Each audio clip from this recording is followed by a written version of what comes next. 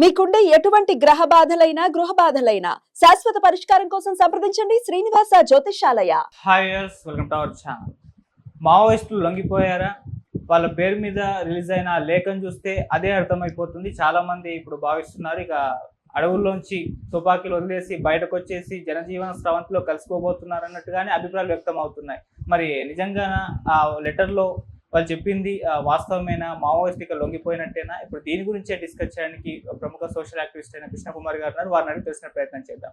నమస్కారం మేడం. నమస్తే మేడం, చూస్తూ వస్తున్నాం ఆపరేషన్ కగర్ పేరుతో గత 2 సంవత్సరాల నుంచి కూడా మావోయిస్టుల మీద ఎన్కౌంటర్లు జరుగుతూనే వస్తున్నాయి. సో చాలా మంది మావోయిస్ట్ నేతలు చనిపోయారు. సో దీన్ని దృష్టిలో ఉంచుకొని ఇక మావోయిస్టులు మేము ఉద్యమం కంటిన్యూ చేయలేమని చెప్పేసి లొంగిపోయినట్టుగా ఒక లెటర్ రిలీజ్ చేయడం జరిగింది. మేము ఆయుధాలు వదిలేస్తాం, చర్చలకు రండి అని చెప్పేసి. మరి లెటర్ వాళ్ళే రాశారా, లేకుంటే దీంట్లో ఏమన్నా కుట్ర ఉందా? ఇక మావోయిస్టు మూవ్మెంట్ అనేది అంతరించిపోయినట్టేనా? దీని గురించి మీరేం చెప్తారు? ఇప్పుడు లెటర్ వాళ్ళే రాశారా, దీని వెనక ఏమన్నా కుట్ర ఉందా అంటే మనం ఇప్పటికిప్పుడు చెప్పలేము. ఇప్పుడు వాళ్ళ దగ్గర నుంచి అధికారికంగా ఇంకొక లెటర్ వచ్చి అది మేము రాసింది కాదు, ఇదే అసలు లెటర్ అని కానీ వాళ్ళు లెటర్ అంటూ పంపించదలుచుకుంటే ఒక ప్రత్యేక విధానాలు పద్ధతులు ఉంటాయి వాళ్ళకి, వాళ్ళ ద్వారా పంపిస్తారు. ఒకవేళ ఇప్పుడు నిన్న వచ్చింది ఇది బయటికి, ఒకవేళ కాలేదనుకోండి, వాళ్ళు కాదు అనుకోండి, అయితే అప్పుడు ఈ పాటికి వాళ్ళు ఇచ్చుండేవాళ్ళు స్టేట్మెంట్. ఇప్పటిదాకా స్టేట్మెంట్ మళ్ళీ దానికి కౌంటర్ స్టేట్మెంట్ రాలేదు కాబట్టి ఇప్పుడు వాళ్ళు మరొక లెటర్ రిలీజ్ చేసే వరకు కూడా ఇది నిజమైన లెటర్ అని నమ్మాల్సి వస్తుంది. సరే, ఇకపోతే అసలు ఈ ఆపరేషన్ కగారు పేరుతోటి ఈ నక్సలైట్లని చంపేస్తున్నారు. ఒక రకంగా ఇది మారణకాండనే చెప్పొచ్చు. చాలాసార్లు వాళ్ళు మేము చర్చలకు వస్తాము అని దాదాపు ఒక 6 నెలల నుంచి అడుగుతున్నారు. మమ్మల్ని మీరు అనుమతించండి, చర్చలకు అనుమతించండి అని. అయితే మీరు ఆయుధాలు వదిలేశాము అని మీరు ఒప్పుకుంటే అప్పుడు చర్చలని. అయితే ఇక వాళ్ళేంటి, ఆయుధాలు వదిలేసిన తర్వాత ఇంక చర్చలేముంటుంది, ఆయుధమే కదా. ఇప్పుడు వాళ్ళని నడిపిస్తుంది ఆయుధమే కదా. ప్రభుత్వాలు భయపడుతుంది కూడా ఆయుధాలకే కదా భయపడుతుంది. అందుకని చెప్పి వాళ్ళు ఏమంటున్నారు అంటే, లేదు మీరు చర్చలకు పిలవండి, మాకు కొన్ని డిమాండ్లు ఉన్నాయి, మా డిమాండ్ల ప్రకారం మనం మాట్లాడుకుందాము, మాట్లాడుకున్న తర్వాత మేము మీరు మొదటగా కగారు నిలిపివేయండి అని వాళ్ళు అంటుంటే, వీళ్ళేమో మీరు ఆయుధాలు వదిలిపెట్టండి అని వీళ్ళు అంటే, ఇది ఒక రకమైన ఎడతెగని పంచాయతీ అయిపోయింది.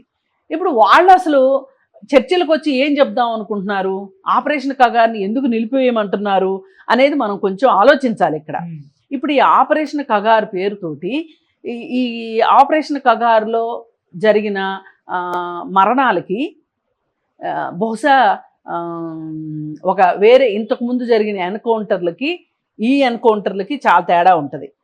ఇంతకుముందు జరిగిన కగారులో భాగంగా కాకుండా విడిగా జరిగిన ఎన్కౌంటర్లకి ఒక చట్టబద్ధంగా కోర్టుకి ఒక ఛార్జ్షీట్ వేసుకోవటము, అలాగే పౌర హక్కుల సంఘాల వాళ్ళు కావచ్చు, ఎవరైనా సరే వాళ్ళు కోర్టుకి హాజరయ్యి వాళ్ళు మాట్లాడటము. ఇప్పుడు ఆజాద్ అని ఒక పెద్ద నక్సలైట్ లీడర్ని చంపారు. అతనితో పాటు ఒక హేమంత్ అని చెప్పి ఒక జర్నలిస్ట్ని చంపారు. ఆ కేసుకు సంబంధించి చాలా సంవత్సరాలు ట్రయల్ నడిచింది. అసలు మీకు ఎన్కౌంటర్ చేసే హక్కు లేదు అని చెప్పి పౌర హక్కుల సంఘాలు మాట్లాడుతున్నాయి. వాళ్ళ తరఫున ఒక లాయర్ కూడా మాట్లాడుతున్నాడు కోర్టులో. ఇప్పుడు పోలీసులు ఒక సంజాయిషి ఇచ్చుకోవాల్సి వస్తుంది, మేము ఎందుకు ఎన్కౌంటర్ చేయాల్సి వచ్చింది అని వాళ్ళ తరఫున వాళ్ళ వాదన వాళ్ళు చెప్పుకోవాల్సిన అవసరం వస్తుంది. అసలు ఇప్పుడు ప్రభుత్వమే చంపేస్తున్నప్పుడు, రాజ్యమే చంపేస్తున్నప్పుడు ఇంకా ఛార్జ్షీట్లతోటి కోర్టులతోటి పనే ఉంది.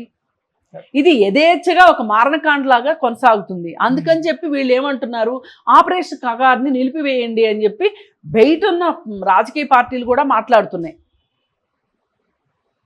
అయితే అయినప్పటికీ వాళ్ళు కగార్ని అసలు 2026 మార్చి 31వ తారీఖు నాటికి ఈ దేశం మొత్తం మీద ఒక్క నక్సలైట్ కూడా లేకుండా చేస్తాను అని చెప్పి అమిత్ షా శబ్దం బట్టి కూర్చున్నాడు. ఈ కగార్ ద్వారా మొత్తాన్ని అప్పటికి మా ఆపరేషన్ పూర్తవుతుంది అని ఆయన చాలా బలంగా నమ్మి చెప్తున్నాడు. మరి అసలు నిజంగా దండకారణ్యంలో ఏం జరుగుతుంది అనేది గనక మనం చూసుకుంటే దండకారణ్యంలో ఈ సహజ వనరుల్ని ఎక్కువగా కొల్లగొడుతున్నారు. ఇన్ని సంవత్సరాలుగా అక్కడున్న గుత్తి కోయలలు కావచ్చు, అలాగే ఆదివాసులకి సంబంధించి వాళ్ళ కోసం ఈ ఒక రోడ్డు వెయ్యాలని కానీ, లేదా ఒక స్కూల్ పెట్టాలని కానీ, ఒక హాస్పిటల్ పెట్టాలని కానీ పెద్దగా ఆలోచించిన ప్రభుత్వాలు ఇవాళ ఆ అడవుల్లో పెద్ద పెద్ద రోడ్లు వేస్తున్నారు. మరి ఈ పెద్ద పెద్ద రోడ్లు ఎందుకు వేస్తున్నారు అంటే ఆ ఖనిజ సంపదని కొల్లగొట్టడానికి. ఏ మాట కామాట ఆదివాసీలు ఉండబట్టే మన దేశంలో సహజ వనరులు ఇప్పటివరకైనా ఈ మాత్రం కాపాడబడినవి అంటే వాళ్ళ వల్లనే, ఆదివాసీల వల్లనే. కానీ ఈరోజు ఏం చేస్తున్నారు, మీరు ఈ ఆదివాసీల్ని అడవి నుంచి తరిమేసి నగరాల్లోకి తీసుకొస్తున్నారు. ఇప్పుడు మన పక్కనే ఉన్న ఛత్తీస్గఢ్ అడవుల నుంచి వీళ్ళు ఈ పోలీసుల మారణకాండకి ఒకవైపు కొన్ని చోట్ల నక్సలైట్ల నిర్బంధాలకి, అంటే నక్సలైట్లకి పోలీసులకి మధ్యలో సామాన్య ప్రజలు నలిగిపోతున్నది కూడా వాస్తవం. అయితే ఈ ప్రాసెస్లో వాళ్ళు డిస్ప్లేస్మెంట్కి గురవుతున్నారు. ఆదిలాబాద్ వచ్చారు చాలామంది.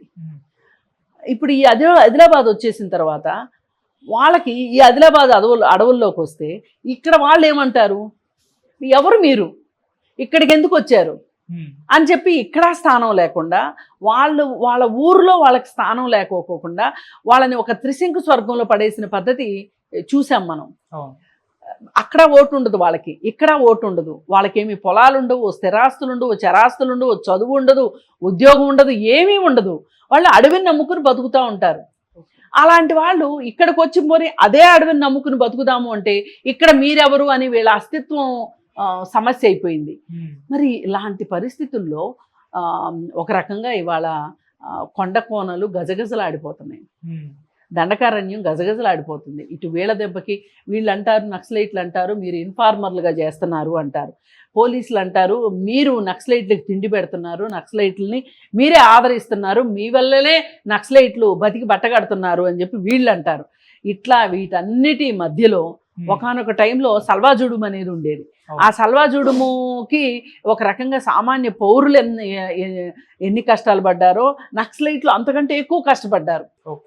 చిన్న చిన్న పిల్లలకి తుపాకులు ఇచ్చేసేసి వాళ్ళు తుపాకులు భుజాన వేసుకొని వాళ్ళు కవాతు చేస్తూ ఉంటే ఒక పక్క సామాన్య ప్రజలు అల్లల్లాడిపోయిన పరిస్థితి.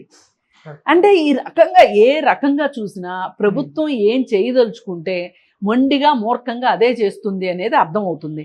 ఈ పరిస్థితుల్లో ఈ శాస్త్ర సాంకేతికత పెరిగిన తర్వాత డ్రోన్ల ద్వారా ఒక ఇన్ని కిలోమీటర్ల రేడియస్ని ఒక డ్రోన్ కంట్రోల్ చేయగలిగే పరిస్థితి వచ్చిన తర్వాత ఈ నక్సలైట్లు ఎక్కడైనా దాక్కుంటారు?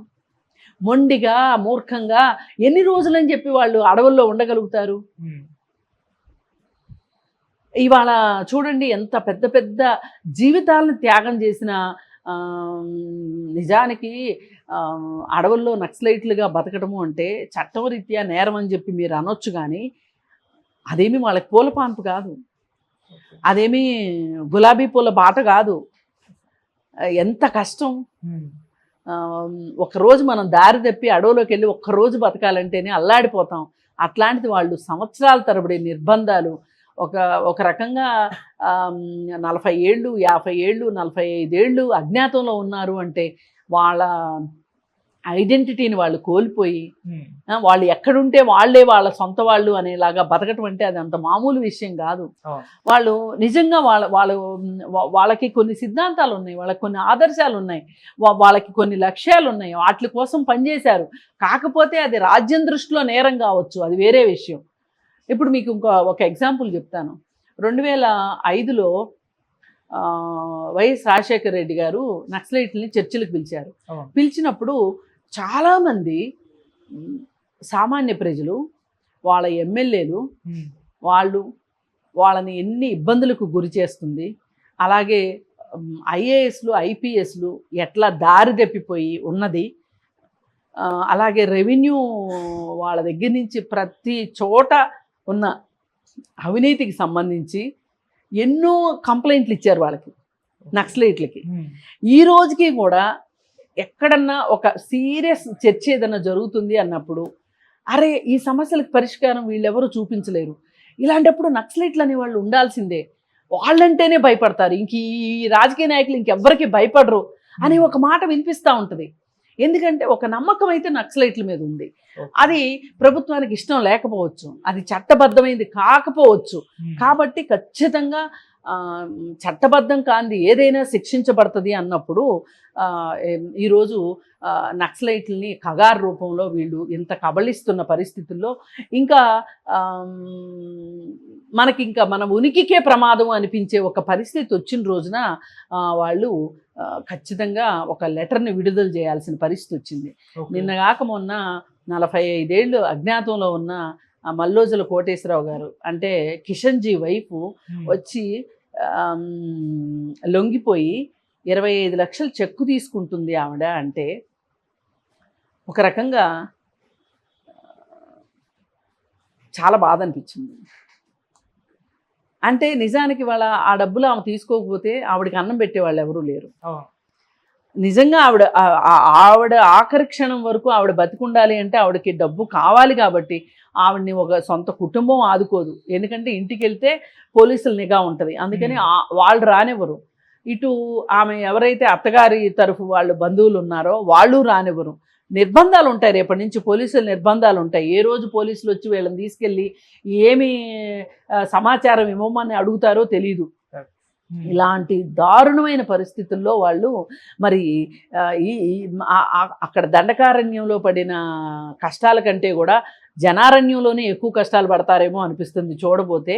ఏది ఏమైనా ఇంతటి చరిత్ర ఉన్నవాళ్ళు, ఇంత పోరాటాలు చేసిన వాళ్ళు ఈవేళ లొంగిపోతూ ఉంటే ఒక రకంగా వాళ్ళకి గత్యంతరం లేక లొంగిపోతున్నారు తప్పితే అదేదో అడవిలో కంటే ఇక్కడ బాగుంటుందని లొంగిపోతున్నారని అయితే నేను అనుకోను.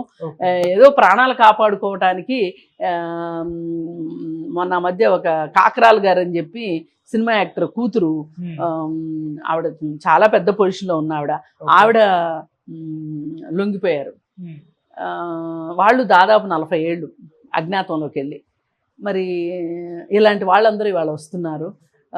సరే ఏది ఏమైనప్పటికీ ఈ రోజుకైనా వాళ్ళు వాళ్ళని వాళ్ళు రక్షించుకునే ఒక నిర్ణయం తీసుకున్నారు అని అనిపించింది. ఏది మేము సాయుధ పోరాటాన్ని ఆపివేస్తున్నాము అని చెప్పి వాళ్ళు చెప్పటం ఏదైతే ఉందో అది స్వాగతించాల్సిన విషయమే ఒక రకంగా. ఎందుకంటే ఈ ప్రభుత్వం మట్టుకు ఆఖరి నక్సలైట్ని చంపే వరకు అవసరమైతే అమిత్ షా తన మాటను వెనక్కి తీసుకునైనా సరే మార్చి 31 కాదు 2026, 2027 కూడా పొడిగిస్తాడు. అంటే ఆయనకు కావాల్సింది ఏంటంటే మేము లొంగిపోయాము అనే మాట. ఇప్పుడు నిన్న ఇక్కడ బండి సంజయ్ ఇమ్మీడియట్గా కిషన్జీ వైఫ్ లొంగిపోగానే అనేసాడు కదా, చాలా సంతోషంగా. ఇంకెక్కడున్నారు మావోయిస్టులు అని చెప్పి. ఇవాళ ఒక్కొక్కసారి పులి కూడా అలుపు తీర్చుకోవటానికి ఆగుతుంది, నక్సలైట్లు కూడా అలాగే అలుపు తీర్చుకోవటానికి ఆగారా, నిజంగా వాళ్ళ బుద్ధినే మార్చుకోవాలనుకుంటున్నారా అనేది వేచి చూడాలి. Right, thank you so much.